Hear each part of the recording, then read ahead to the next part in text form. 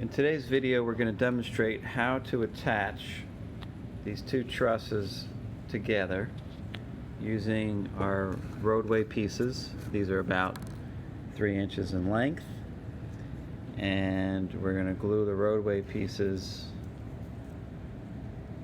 in here,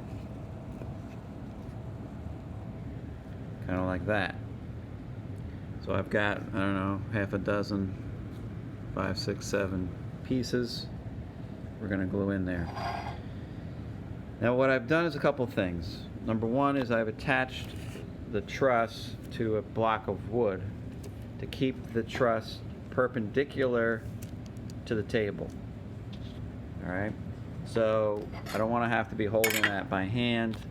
This is my tri-square to make sure that I'm at 90 degrees. You could use a shoebox, you could use anything you want to tape this to. In this case, the block of wood looks like it's going to work okay.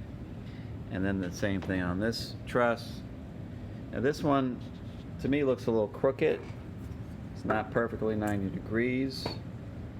It's close.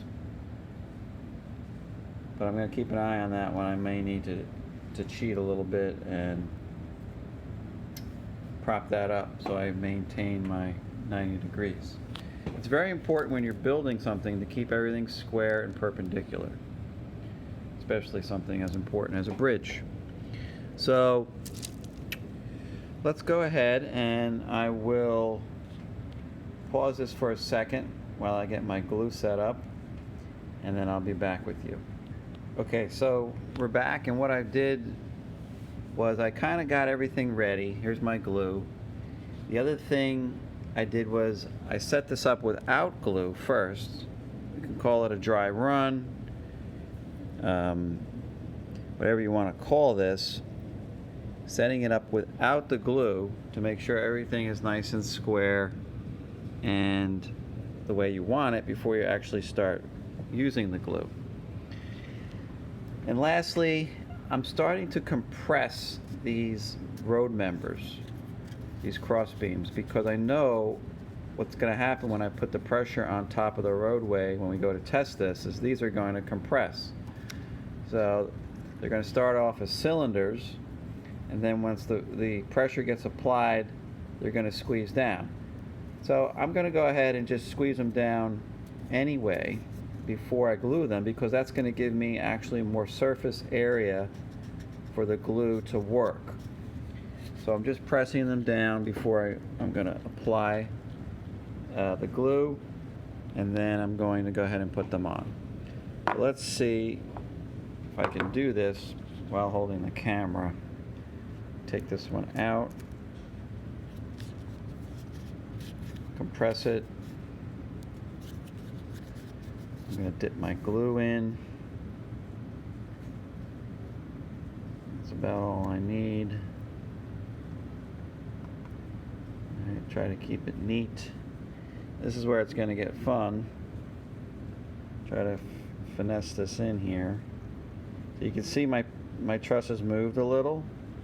I'm going to go ahead and squeeze it back together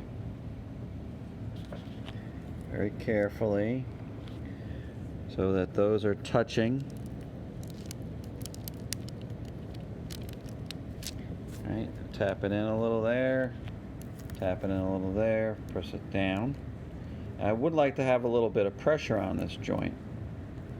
So if I had, once I get this glued in over here, I can place something across on top of this and add some vertical pressure to these joints. And luckily with this glue, this takes a couple hours to dry, so you don't have to be in a big hurry when you're doing this. You can really take your time and make sure everything's lined up before you apply the pressure. Alright, so at least I got 2 in place. So at this point, I'm going to really just double check everything. It's nice and square. I want it to be square. See that little gap there? it tells me it's not perfectly square, but then again, I'm not quite up against the wood. Close. It's pretty close. It's close enough for what we're doing, and if you can get it perfectly square, that's what you would go for. All right, so I'm going to continue to take my cross members and apply them across the roadway. Space them out evenly if possible.